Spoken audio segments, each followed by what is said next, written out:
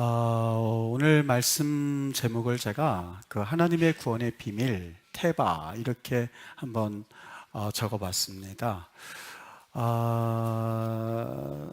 얼마 전에 여러분 혹시 들으신 분들이 있을지 모르겠습니다. 국제 뉴스 가운데에 우리에게 굉장히 충격을 준 뉴스가 하나 있었습니다. 그 제목을 제가 읽어드릴 테니까 여러분 한번 들어보세요. 제목이 이렇습니다.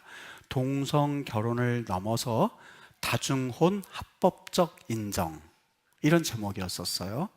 저는 처음 듣는 단어이길래 이 다중혼, 이게 뭘 말하는 걸까 하고선 그 기사를 읽어봤는데, 여러분 다중혼이란 말이 무슨 말인지 혹 들어보신 분이 있으신지요?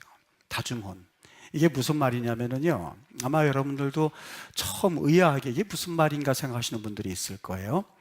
3명의 남자나 3명의 여자, 혹은 2명의 남자와 1명의 여자, 그리고 1명의 남자와 2명의 여자의 결합을 의미한, 그 결혼을 합법적으로 인정해주는 그러한 그 법적 제도 장치입니다.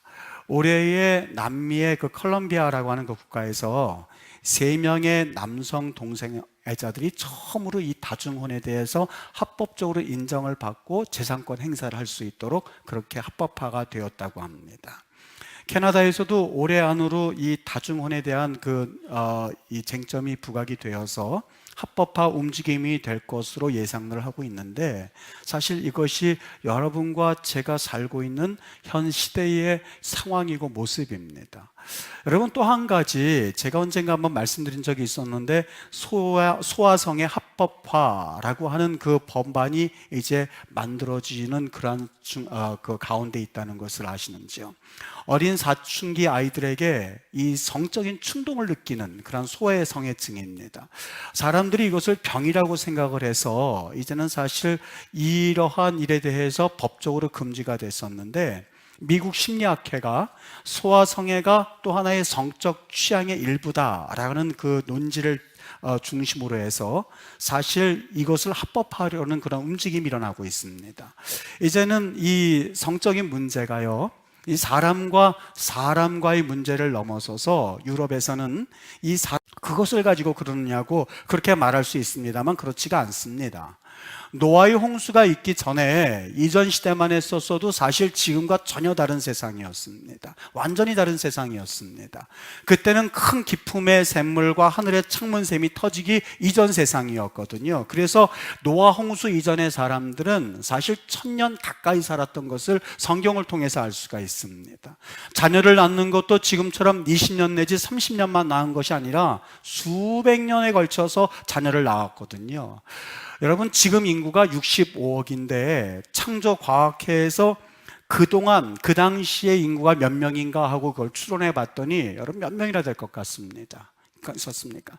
지금은 65억인데 그 당시 인구는 그렇게 오랫동안 살면서 자녀를 낳은 것을 감안해서 숫자를 한번 추론해 보니까 자그마치 100억이나 되는 인구가 살았다고 합니다.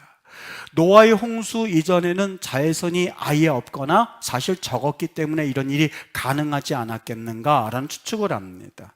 우리가 본래 창조될 때는요, 죽음이라고 하는 것이 당연시 받아들이고 있지만 창조되기 바로 그 당시에는 죽음이란 말이 애시당초 우리와는 상관이 없었던 단어입니다.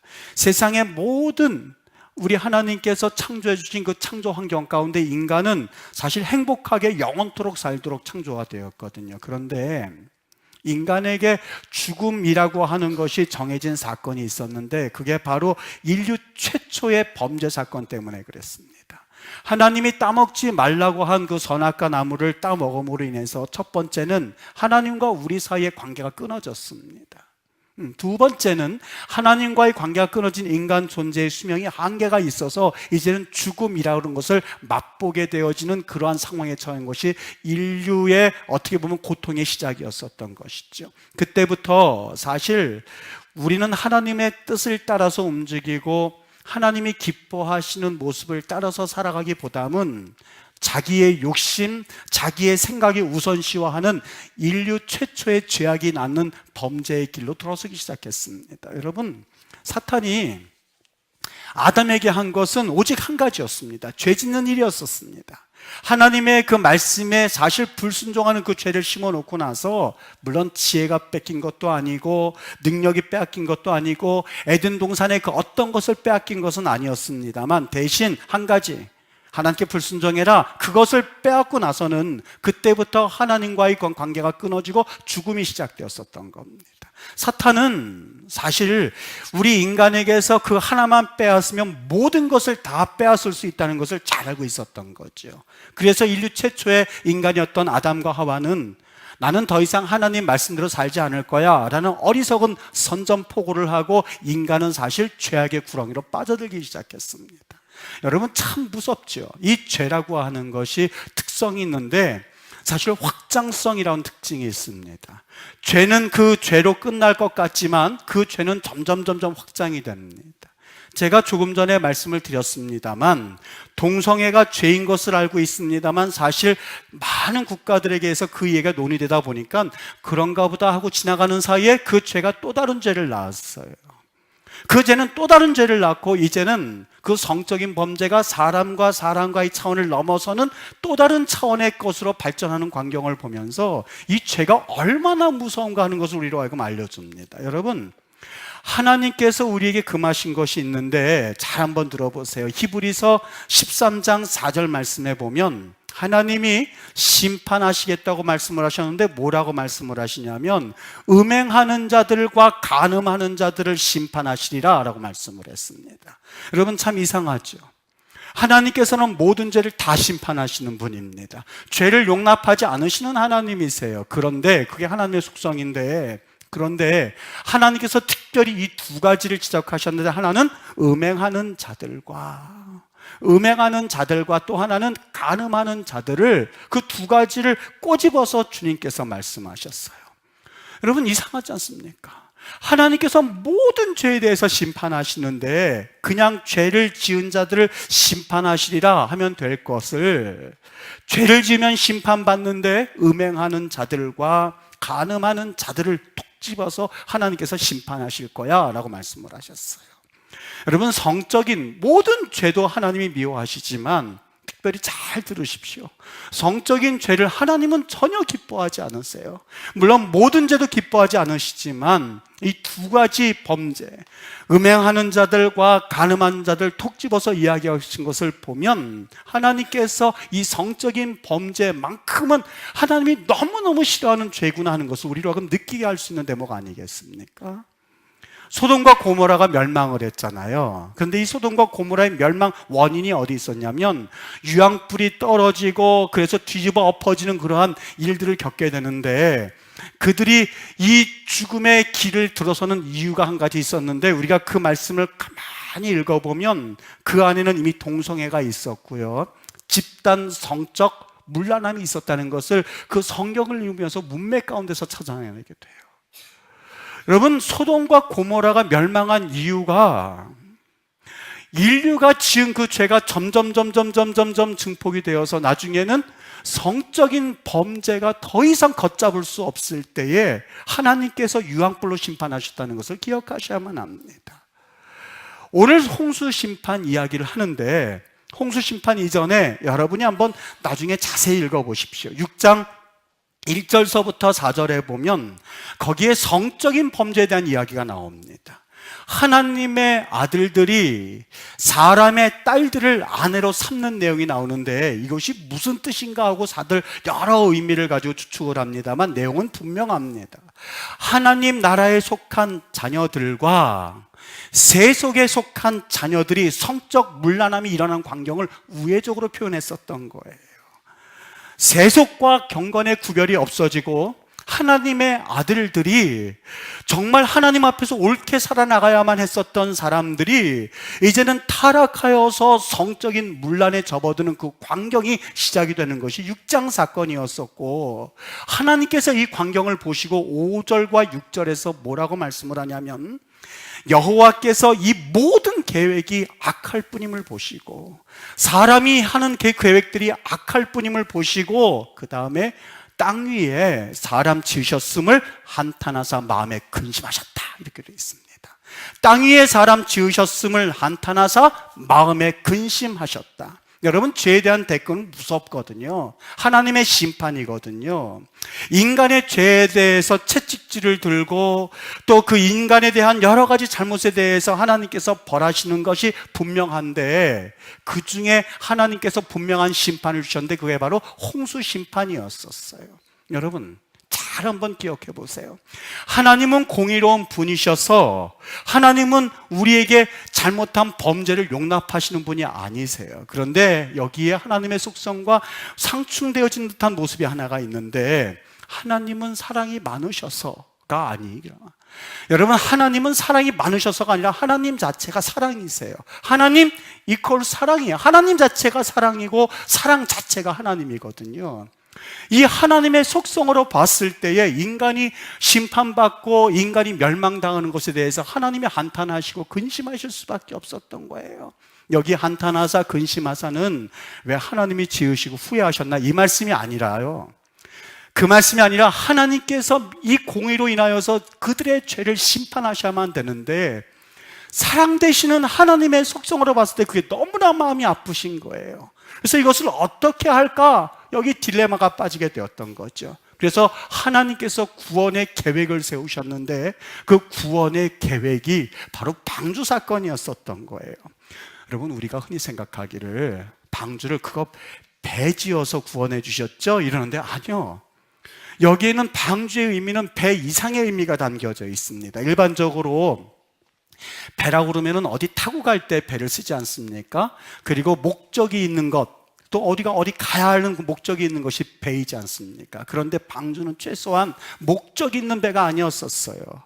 그렇다고 해서 어디를 건너가기 위한 목적이 있는 게 아니었었어요. 그러니까 최소한 배와의 의미는 약간 차이가 있어요. 배는 동력도 있고 노도 있고 그리고 방향키도 있고 합니다만, 노아의 방주에는 그런 것이 없었어요. 전적으로 외적인 주권에 의해서만 움직일 수 있는 것이 바로 방주였거든요. 또 한 가지, 여기 다른 건 다 접어두고 여러분, 히브리어로 이 방주를 일컬어서 테바라고 합니다. 테바. 그거 배라고 번역하면 되는 거 아닙니까? 아니요, 그렇지 않아요. 배라고 하는 말을 쓸 때 히브리어로 스피나라는 말이 있거든요. 분명히 성경에 스피나, 배란 말이 몇 번이 나오는데 오늘 방주를 일컬어서는 스피나라는 말을 쓰는 것이 아니라 테바라고 말씀하고 있습니다. 이 테바가 뭘까? 여러분, 성경에 이 테바란 말이 두 번이 나오거든요. 첫 번째가 이 방주를 가리킬 때에 테바 이럽니다. 히브리어 테바 그럽니다. 또 한 번 방주가 언제 나오냐면, 여러분 기억하실 겁니다. 모세가 바로의 그 서슬푸른 죽음의 명령을 피하여서 그 모세의 부모님이 갈대 상자를 만들어서 거기에 모세를 넣어서 나일강에 띄웁니다. 어떻게 될까요? 살아났습니다. 그때의 갈대 상자를 일컬어서 테바라고 말합니다. 성경에 두 번 나오는 그러한 용례입니다. 하나는 방주, 하나는 갈대 상자예요. 그러니까 만일 여러분들에게 이 테바를, 여러분 테바를 뭐라고 번역하시겠어요? 그러면 뭐라고 번역하시겠습니까? 이 테바가 각각 방주, 하나는 갈대 상자 이렇게 쓰였지만 여기엔 공통점이 있죠. 어떤 공통점이요? 방주도 하나님의 심판을 받아서 죽었어야만 할 노아의 8명의 가족들이 살아난 구원의 도구였는데 세상 사람들은 알려지지 않았던 거예요. 세상 사람들은 그 도구를 알지를 못했어요. 전혀 감춰져 있었어요. 갈대 상자, 바로가 2명 이상의 그런 사람들은 다 죽일 줄 알고 죽였습니다만, 갈대 상자로 인해서 정작 죽였어야만 했었던 모세가 살아나리라는 것은 상상도 하지 못했거든요. 바로 그걸 말씀하고 있었던 거예요. 만일 이성훈 목사에게 목사님 그거 뭐라고 번역하겠습니까? 라고 한다면 저는 길게 이렇게 번역했으면 좋겠어요. 방주, 갈대 상자를 일컬어서 사단은 깨달을래야 깨달을 수 없는 하나님의 감추어진 구원의 비밀이다, 이렇게요. 이해되시죠? 사단은 전혀 깨달을 수가 없어요. 세상은 전혀 이해할 수가 없어요. 그것을 알 리가 없어요. 오직 그 일을 계획하신 하나님만이 알 수 있는 감추어진 구원의 비밀이 방주였었고 갈대상자였었거든요. 여러분, 이게 사실이에요. 바로는 정말 갈대 상자를 통하여서 자기가 죽였어야 할 그 어린 2살짜리 아이, 2살 이하의 그 모세가 그걸로 인해서 살아날 줄은 상상도 못했을 거예요. 아마 사단은 바로를 향하여서 2살짜리 아내는 모두 죽여. 그러면 너도 목적을 달성하고 나도 끝내는 저 히브리인의 구원의 계획, 하나님이 세우신 계획을 무찌를 수 있을 거야 라고 생각했지만 전혀 깨닫지 못했을 거예요. 구원의 방주요? 하나님께서 창조하신 저 인류가 멸망하는구나, 죄에 대한 결과가 이렇구나 하고 사탄은 뒤에서 깔깔댔었겠습니다만, 사실 하나님께서, 그 사랑이신 하나님께서 구원의 방주, 하나님의 감추어진 그 비밀의 도구를 통하여서 하나님의 의인의 가족들을 살리실 줄은 사실 사단은 몰랐을 거예요.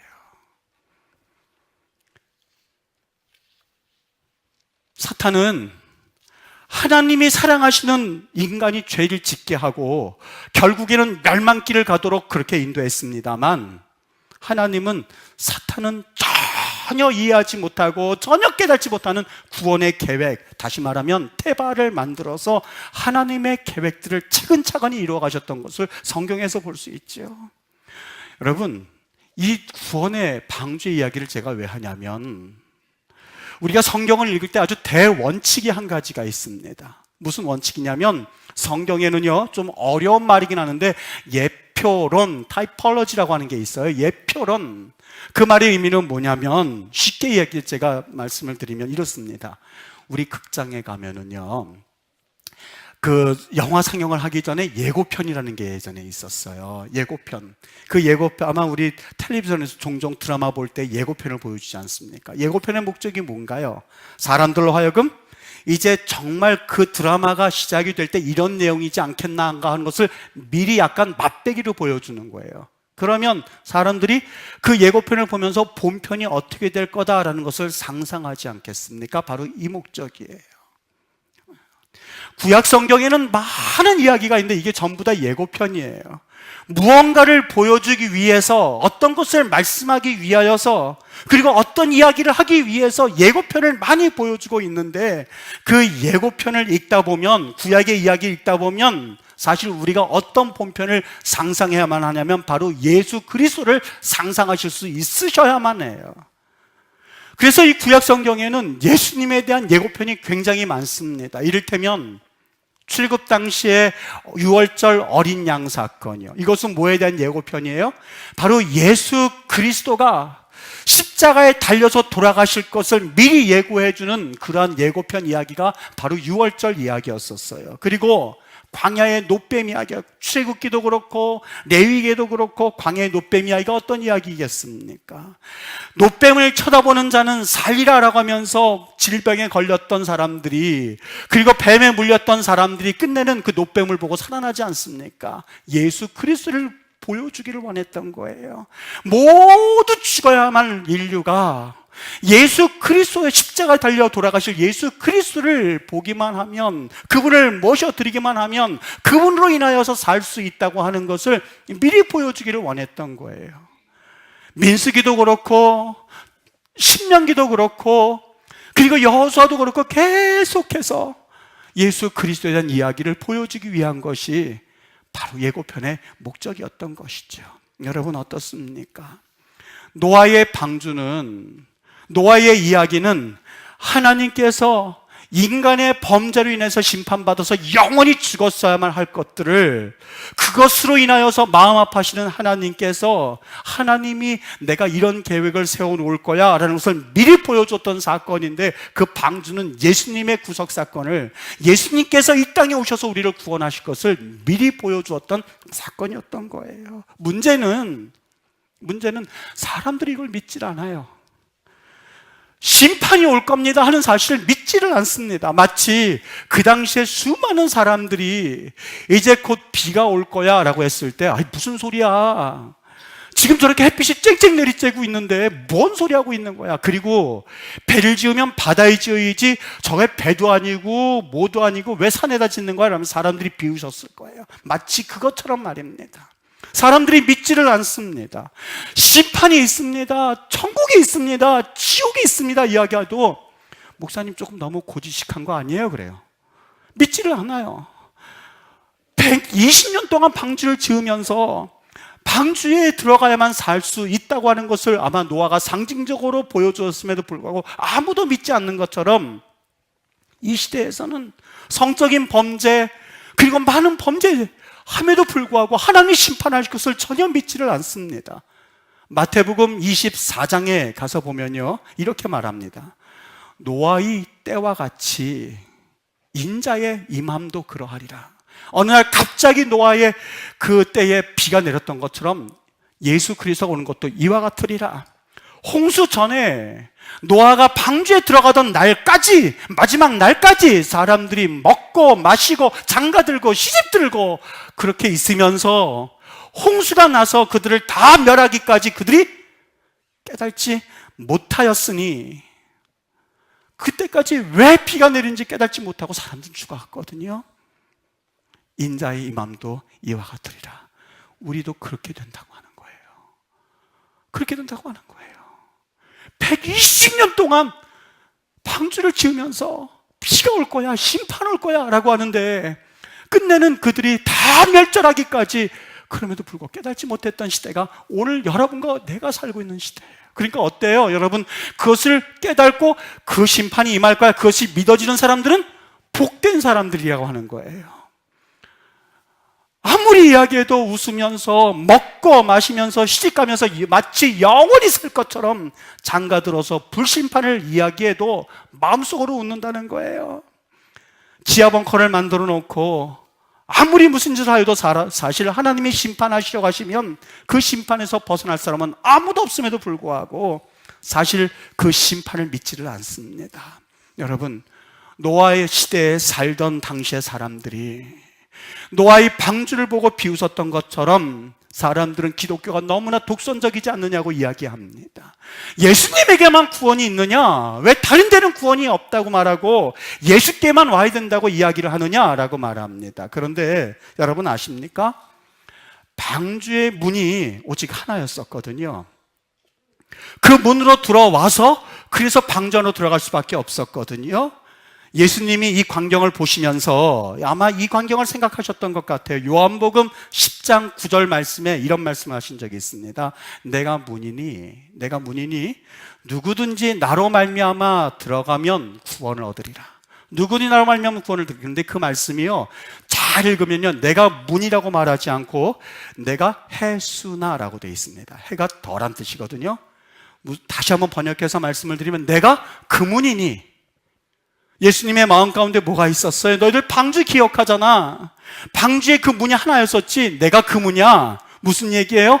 나의 안으로 들어와서 이제 구원의 길이 있을 텐데 나로 말미암지 않고는 너희들이 구원을 얻을 수가 없어. 내가 오직 그 문이야. 내가 오직 그 길이야. 내가 오직 그 진리야. 나로 인하여서 구원을 얻을 수밖에 없거든 하는 예수님의 말씀이었었어요. 심판 때 방주를 통해서 들어와야 구원을 얻을 수 있었던 것처럼 여러분, 우리도 예수님을 통해서 구원을 얻을 수가 있거든요. 죄 오염된 우리는 우리 스스로를 구원할 수가 없습니다. 방주에 노도 없고 동력도 없고 아무것도 없었던 것처럼 여러분, 구원은 오직 정말 순결하신, 죄가 없으신 외적인 영향에 의해서 구원받을 수 있는, 그게 바로 예수님이고 그게 바로 하나님이세요. 그것을 말씀해 주기를 원했던 거예요. 사도행전 4장 12절은 이것을 요약해서 아주 정확하게 우리에게 말씀을 합니다. 단정적으로 말합니다. 다른 이로서는 구원을 받을 수 없나니, 다른 이로서는 구원을 받을 수 없나니, 마호메트나 불교나 이슬람이나 다른 어떤 곳으로는 구원을 받을 수 없나니 천하 사람 중에 구원을 받을 만한 다른 이름을 우리에게 주신 일이 없느니라. 아멘. 그거예요. 우리에게 구원을 주실 이름은 전혀 주시지 않았다는 거예요. 예수님 안에 들어올 때에 여기에 영생이 있고 영원히 살 수 있는 길이 있고, 예수님 안으로 들어올 때 여기에 구원이 있습니다. 목사님, 그래도 다른 데 길 있지 않습니까? 예수님만 믿는 것이 너무나 힘이 듭니다. 맹장병에 걸린 사람이 있는데 맹장병에 걸린 사람이 수술하면 아프다고 할까봐 의사가 아유, 그 수술잼은 아파요. 그리고 여기에 빨간 약만 발라주고 그냥 보냈다고 해보시지요. 어떻습니까? 살 수 있을까요? 죽을까요? 아니요. 죽어요. 가망이 없어요. 가망이 없어요. 비록 그 환자가 아프고 울부짖고 막 발버둥 친다 한다 할지라도 배를 째고 맹장을 떼어내야만 그 환자는 살아갈 수가 있는 것이지요. 여러분, 이것이 독선적인 것처럼 보이고 이 말씀이 너무나 내 가슴을 치는 너무나 고지식한 말씀인 것 같지만, 여러분, 이 세상 가운데 우리에게 구원받을 또 다른 이름을 주신 일이 없습니다. 오직 예수 그리스도입니다. 예수님을 영접하면 여러분의 삶은 다시 한번 모든 것을 얻었어도, 모든 것을 잃었어도 여러분은 정말 모든 것을 얻게 되는 그런 은혜를 경험하시게 될 겁니다. 많은 사람들이 목표를 가지고 살아갑니다. 어떤 사람은 내 인생의 목표는 물질입니다 하는 사람들이 있고요, 내 인생의 목표는 명예입니다 하는 사람들이 있고, 내 인생의 목표는 회사 하나입니다, 직장입니다, 내 인생의 목표는 학입니다 하면서 가는 사람들이 있습니다. 여러분, 제가 그런 것까지 다 일괄적으로 무시하자는 말이 아니고요, 잘 한번 여러분이 생각해 보십시오. 사실 모든 것을 얻었다 한다 할지라도 예수 그리스도를 잃어버리면 모든 것을 잃는 분들입니다. 그러나 비록 실패한 것 같고 비록 인생의 좌절된 같은 인생이라 한다 할지라도 그 안에 예수님이 계시면 그 인생은 가치 인생이 되실 수가 있습니다. 이 시간에 예수 그리스도를 제가 전하는 이유는 우리 임마누엘 교회 성도님들이라면 예수 그리스도를 영접하고 그분으로 인해서 구원의 확신을 가지고 믿음 있는 삶을 살아날 수 있는 은혜가 있게 되기를 주의 이름으로 축복합니다. 방주가 유일한 길이었던 것처럼, 방주가 온리 그 문이었던 것처럼, 여러분, 우리에게 있어서 구원의 문 되시는 예수님 안으로 들어오셔야 여기엔 살 길이 있다는 것을 믿으시기를 바랍니다. 예수 그리스도를 놓치면 온 세상 다 얻는다 해도 실패입니다. 간절히 바라기는 성공한 인생같이 보여도 예수를 아직 만나지 못한 영혼들에게는 이 말씀이 진정 도전이 되어서 우리 하나님의 은혜 가운데 그 예수 그리스도를 영접하고 구원을 경험할 수 있게 되기를 주의 이름으로 축복합니다. 그리고 진정 예수님을 다시 한번 믿었던 분들이 있다면 오늘 이 시간에 예수 그리스도의 그 구원의 확신을 확신하여서 복음을 전하고, 그리고 멸망해가는 이 세상 가운데 역사하시는 하늘의 큰 위로를 힘입어서 복음 전하는 일에 열심을 다하실 수 있는 그런 은혜가 있게 되길 주의 이름으로 간절히 축복합니다. 이런 귀한 은혜가 우리 믿음의 자녀들, 우리 임마누엘 교회 성도님들은 물론이거니와 예수 그리스도를 영접한 우리 한국교회에 임할 수 있게 되기를 주의 이름으로 간절히 축복합니다.